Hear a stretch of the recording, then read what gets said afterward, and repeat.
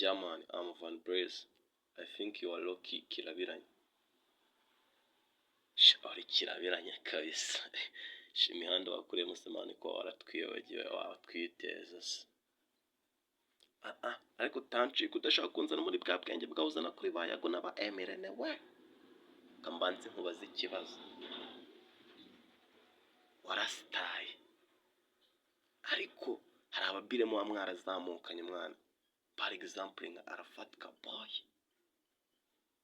Iyo ufata umubire nk'uriya mani wagukoreye ibintu ibiboro byawe bya danje bikaba wabasha kwamamara tu akaba ari umuntu wagufashije tu